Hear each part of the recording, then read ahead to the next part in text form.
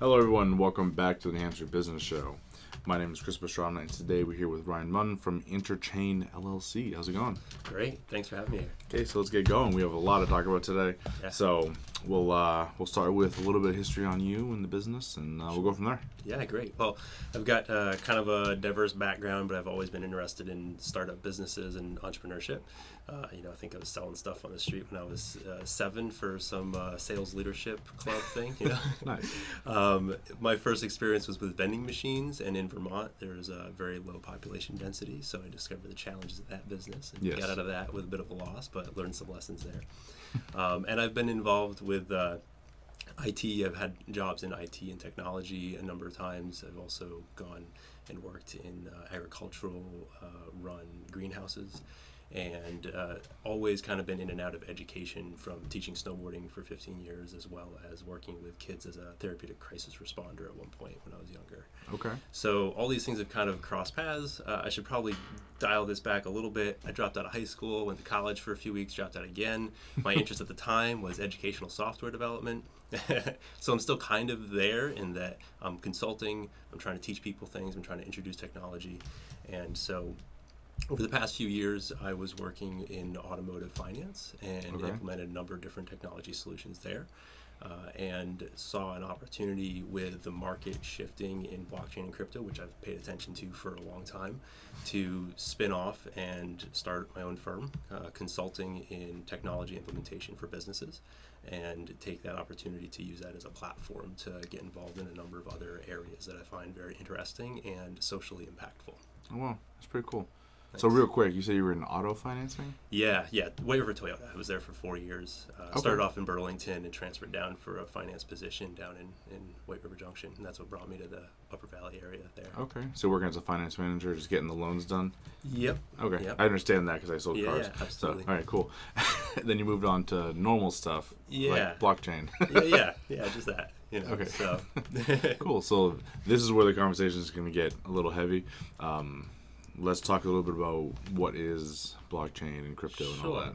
Well, it's hard to answer that question, right? Because there's on the one hand, there's a number of different systems interacting that sort of bring this together, right? That people say that it all started with a white paper that was written by an unknown person under the pseudonym Satoshi Nakamoto, and he was talking about a decentralized protocol for the management of the exchange of assets, right? So the ability to move something, whereas currently you could have a picture or a video file and you can copy it and send it to somebody else. What this does is creates an environment where you send a unique individual piece of something digital to somebody else, and they have it and you don't anymore. And it eliminates the ability, or it creates checks and balances to prevent the double spending or the double usage of a particular unique asset. So that capability was really written out in a set of ideas. And then that was put into code a couple months later and put into effect to create what we know as Bitcoin now. That code has since been sort of copied and tweaked and done different things with. There's all kinds of other sort of from the ground up code bases that people have been working with and reapplying that same concept. But ultimately what we did was we took the control and the regulation structure that is the government, and we put it into a protocol that's run by software at a relatively low cost. And so that is something that was groundbreaking at the time, and I think over the past 10 years has started to demonstrate how it really is disrupting the financial and regulatory industries, and to the point where a lot of large institutions have been kind of on board with at least trying to figure out how to use this technology for a long time. I say that a lot of people see the start there in 2009 because personally I think the start was back in DARPANet, right? Open source development has constantly sort of played this leapfrog game with commercial development because open source continues to be developed, and then people observe something in open source that they can capitalize on in the markets, and they build on it. And then open source continues to develop, but what's being capitalized on is built and ready to go in the market today. So as they're trying to continue to bring in revenue or build new solutions, they keep building on what they brought to market, whereas open source continues to develop baseline on top of baseline, the fundamental protocols and layers of technology that we need to serve today and the future of technology in society. And what we're seeing with blockchain right now and with cryptocurrencies and some of the implementations of blockchain for, say, real estate or insurance contracts or gambling even, is the ability to implement systems that create a very low threshold or barrier to entry, and also operate in a very transparent fashion so that many people can sort of monitor them or audit their functions. And that's really important when we start thinking about autonomous agents, AI driving cars, right? Yeah. We want to be able to, sure, bad things may happen. We cannot say, well, we're never going to be able to prevent. Well, yeah, sure. We don't need to spend time talking about what we can never prevent. What we need to spend time on is taking the chances of something happening from 30% down to 15%, down to 7%, down to 2%, and pushing that needle. And that's where the transparency and accountability provided by blockchain and various methods of distributed data are key to being able to build systems like this that we can trust and have confidence in, not only how they function, but on the accountability of the systems, so that we'll be able to establish when errors happen, figure out exactly what happened and why, so that we can address them. So there's a certain amount of this that I think just facilitates the continued education or learning curve of society and how do we use our tools. Yeah. Because I think kind of what we were talking about, one of the biggest hindrances right now, I think, to getting into any of this is kind of complicated to get started. Right. And because we had talked about a little bit beforehand, I looked into it to be like, okay, I would love to be able to offer these services for people so they could pay in coin and stuff, but then have no idea how to get it going because it can get kind of complicated. Sure, it's a number of different pieces that still need to be sort of plugged in and work together, but this isn't that different from me trying to implement solutions in a regular business. Yeah. So, whether it's a small business and you've got a contractor or a realtor that needs to understand how to implement the document signature, electronic signature process with their normal business processes between people. That's a challenge that we all have. Every time we're looking at a change in behavior is a challenge, and when you add the complexity of technology, sometimes it almost becomes a scapegoat, like the technology is too complicated. It's a significant, complicated challenge for humans to change behavior. And so if I've got a business that I've been doing for 5, 10, 15 years a certain way, to go, oh, well, there's this new tool, it's going to make it way easier. It sounds great. The fact is, you don't realize how much easier it makes your job until like 90 days down the road, right? Yeah. It's that hard shift to change, oh, you know what, I'm going to email this to you, and you know what, I might need to sit down with a customer so they have an easier time with it too, and they get over that sort of learning curve. But boy, when they can go click, click, boom, it's signed, everybody's happier. Yeah. And when you get in the habit of that, and then you think, boy, how did we used to do this? Then it's not such a hard transition. And so I think seeing cryptocurrencies and blockchains in that same light is key, because what we're talking about with blockchain and crypto is an underlying technology. It doesn't have to happen on the surface. Enabling it today, it happens on the surface. And that's the friction that you're feeling. But that's really more of an awareness of the friction in transactions, right? Because when you go swipe your credit card, companies have made it easy, but we're all paying a dear price for that ease and convenience. It floats around through 5 different entities at least every time you swipe a credit card. And though it appears instant to you, that transaction takes days, weeks, or even a month or more to settle. The friction that exists in that transaction is just more apparent to the end user, but guess what? It's because there's no middlemen in that game, right? You've got some software operating on a protocol basis where everything is pretty transparent, and then you have yourself and a customer doing a little bit of business with some technology that's a little bit ahead of its time, right? So I envision a world where, we already have all the Wi-Fi connectivity on our phone. The problem is it's so insecure in the way that it's been implemented because we've got layer upon layer of commercialized technology. As we have blockchains start to emerge and other open source methods of development be implemented on a commercial basis, where people start demanding that they use social media on an open protocol, and social media companies have to go through a paywall to use their data to select or eliminate them from lists. It requires users to have a certain amount of education to demand that, but once that starts to happen, it changes that relationship, right? And so where I see blockchain and open source technology implementing is I envision a world where you walk in, kind of like the new Amazon store. You walk in, you don't even take your phone out or your credit card out, right? It's all with an account of some kind, and there's a frictionless transaction that occurs right with the device in your pocket, and you walk around and go, I want that, that, and that, and you walk out the door, and the RFID readers, read what you purchased, and there's no transactional friction there. That's made possible by cryptocurrencies at scale. Credit cards can pull it off today to some extent, but the reality is all of that clearance, all that settlement time that goes on is all opportunity for fraud from these large institutions. And we may discover it eventually, but it'll take years before we figure out what happened and we actually hold something somewhere accountable, supposedly. Or we can implement systems today that keep those transactions transparent, and we can keep the systems accountable immediately for how they operate, settle, and clear our transactions. And that can scale to communities of any size all around the world. Yeah, that's pretty cool. Because I know I was actually, just before you, I was speaking to a gentleman. He does like small company IT. And we were just talking about, these big companies get hacked all the time, and just kind of what you're talking about. Your information is not safe pretty much anywhere. So, and I think that's also, because I've seen this concern as well when it comes to cryptocurrency. Because one, again, people don't understand it. Right. So you fall back on, when they don't understand it, everything is kind of like this boogeyman type feel. Right. So when it comes to this type of stuff, how secure does it get? All that. Well, here's the reality: the most insecure component in all of our systems in the world right now is right here. Yeah, the people. Right? It's the people, right? Yeah. So all the hacks. I mean, I can't say all. Most of the hacks that are significant are social hacks. It's somebody gets phished, or somebody's accounts are violated through some interaction of theirs with the system. Right? Yeah. It's not a hacker somewhere in the dark who's running some code that actually accomplishes something. Now, there are hacks and exploits like that, and those occur. And a lot of times we don't find out about the breaches at all.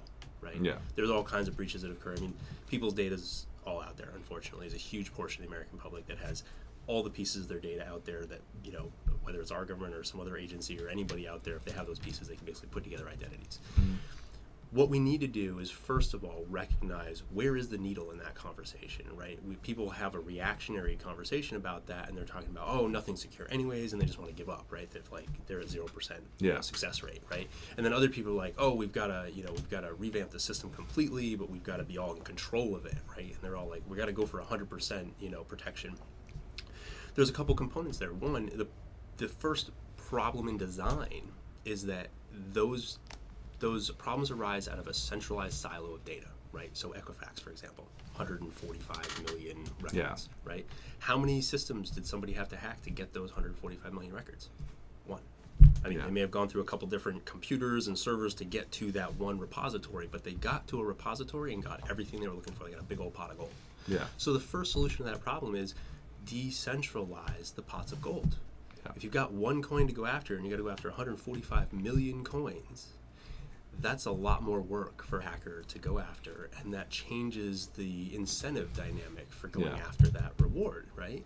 And so if we can decentralize certain data points, then we can be more secure, even if we're using the same level of encryption, the same basis of security. Simply that structural design of how we store the data changes the target or the exposure, right? Yeah. So there's those things that we can be talking about that have, I think, a hugely significant impact on the security of our data.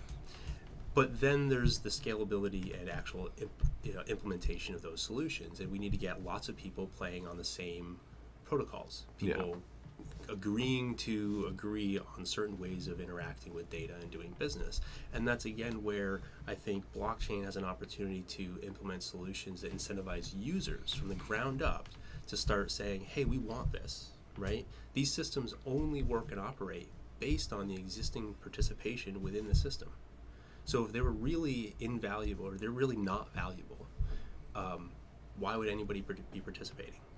And there's certainly people in the world that might say, oh, they're scamming or this kind of thing. But the reality is that the whole base of the system, if you actually read that initial white paper, is that in order to scam or rip off the system, you have to make a contribution to a certain point of either running enough hardware or running enough, running the right kind of software or making some kind of, putting some kind of skin in the game, all these concepts around having an incentive to either choose to use your power to facilitate the system or try to break the system. So if you've spent, whether it's $1,000 or $1 million or $1 billion on building the hardware needed to try to compromise these systems, would you then take that investment and try to break the thing that you could be adding value to? Or would you flip the switch the other direction and say, you know what, I'll just play with the rest of the herd and make this thing more valuable? So that's why it can't just disappear and go away. Yeah. I mean, some of these things can break, and there's certainly, unfortunately, I think the market is riding on the success of Bitcoin and some other of these implementations because people perceive this huge risk factor in the technology, whether it's using it or buying in or anything like that. But then once they step over that barrier, they suddenly see this whole world of implementations, and they perceive them as the same level of risk. And unfortunately, that's not the case. There's bases and layers of open source technology, and then there's lots of people trying to put their own little tweaks and experiments and proprietize things that are all over the place now, and lots of money flowing at that, what's getting lots of attention. But it's the same sort of cycle, right? It's the sort of commercialization of open source technology. Yeah. There's this sort of ebb and flow of that happening, and I try to encourage people to stay out of the casino. Like really, if you want to get into technology, certainly look into things and there's opportunities. But a lot of people, I think, just need to dabble a little bit of Bitcoin or Litecoin or something just to start to understand it and start looking for the knowledge and information to help them either use the technology or at least have a baseline to start to assess who they do business with, who they vote for in regards to how they're going to be using these technologies and how they're going to approach the technology and business community. Yeah, it's pretty cool. 'Cause I know, what was it, December time frame, Bitcoin was just lit up. Like, oh yeah. And so this is a conversation I had a couple of times. Yeah. As seeing, well, the problem was, I totally get using Bitcoin as a form of currency. Mm-hmm. I understand that concept of, removing fiat currencies Sure. and using it. But when people start using it as an investment option, Right. and I'm like, that's not how it's supposed to be. It's really not his Well, intention. It's to funny. an extent.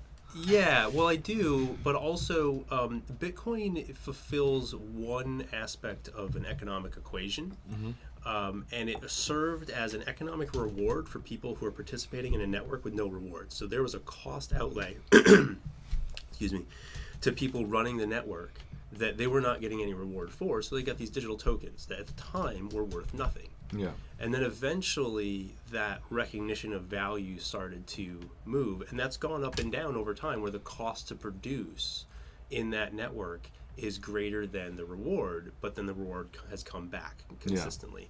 Yeah. And that is a factor of a number of characteristics of the model around that, the deflationary limitation, the issuance model, the math behind how that works. There's other models that we could be trying to implement, which would be what people call a stable coin, which is just a digital representation. And there's a number of them pegged to the US dollar now, and then they start to float. And we could be implementing solutions like that for pricing purposes to basically add transparency and create this sort of, hold your money and spend it kind of cash solution. Bitcoin, with its deflationary model, is never really intended to be a cash solution per se, because you're always going to be using a smaller and smaller amount as the world sort of inflates, right?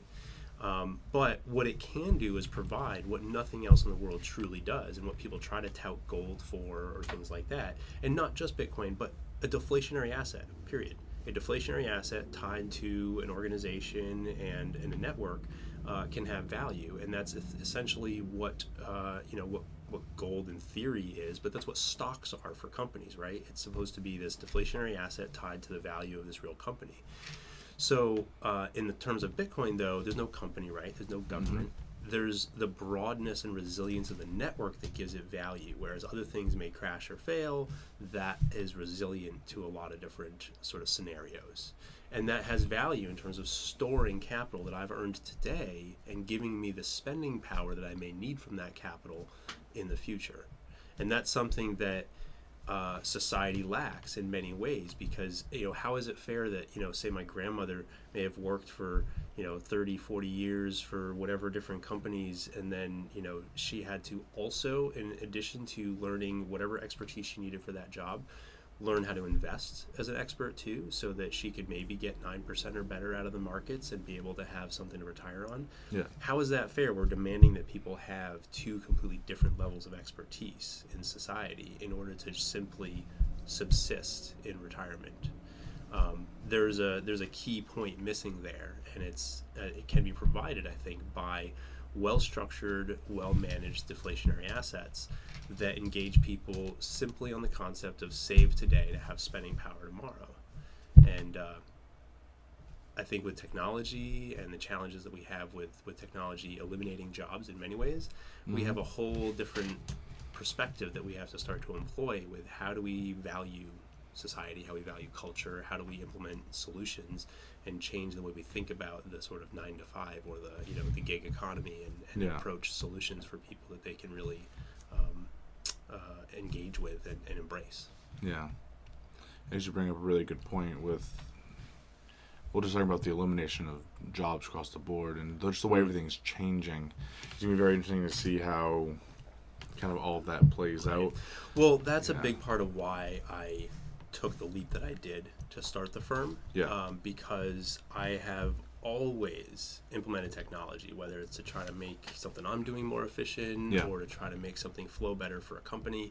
And in the past, in those 4 years I was working for Toyota, it just kind of was like slapping me in the face, because we're selling cars, we increased our sales staff a little bit over that time, but the net average or whatever didn't really go up that much. I think we added a few salespeople over the years that I was there, but it went up to 17 to 20 I think at one point, down, and it fluctuates.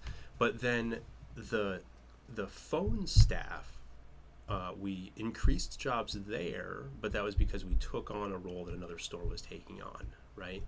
And then after we did that, as we started to get more and more efficient, using CRM technologies, using some document technologies, using just some innovative business processes, we continued increasing sales, and we decreased the number of people that we needed on the phone, and we decreased the number of people that we had in the administrative office. And so there was a streamlining of sort of the costs behind the scenes, and there was an increase of some personnel in the sales staff. But proportionately, the sales staff increase was maybe 20%, whereas our unit sales were up, almost 100% over that 4-year period. Yeah. So there's a proportional difference there where we definitely increased productivity, increased profit, reduced some jobs. And it wasn't like we fired somebody. Somebody left, and then it was like, we can kind of get by without this person for a while. Let's see how it goes. Because at the end of the day, because we're just each getting a little bit more done, because when we go to look for something, the document's in the folder instead of in a file somewhere, right? It's it's on the system, it's available. There's somebody in Burlington that needs it. We can make that available easily. And those kinds of things suddenly eliminate minutes, even hours from just sort of the waste or entropy in an office space. And so I'm looking for ways to be more involved with how do we facilitate the gig economy? How do we get broadband into rural communities in Vermont and New Hampshire so that we can create a more sustainable economic structure in those towns? How do we get people, how do we get the grandmothers connected with technology in ways that work for them? It doesn't need to be overbearing, but it might be good for them to know that there's a power line down because a tree branch fell last night, and it'd be great for them to have that notification that hey, if they turn left out of the driveway, they're going to be stuck or maybe in a dangerous spot even, and hey, go around this way today or something like that. Those kinds of things those tools are there in society. We see them implemented in big cities very efficiently. I think in rural areas, there's a different kind of challenge to really get it into people's hands and show them effectively how important it is for them to use these tools, but also recognize where some of the dangers or boundaries are. Yeah, it's pretty cool. So I think if anyone else is barely hanging on there too, sure. This is probably a pretty good place to leave off. Okay. We've still barely scratched the surface of any of this stuff. Yeah. But I think that's a lot for the first episode. Absolutely. I would love to do more of this in the future. Yeah, yeah. And for sure. we should definitely set something up. For people who want to learn more, get in touch with you. Definitely learn more.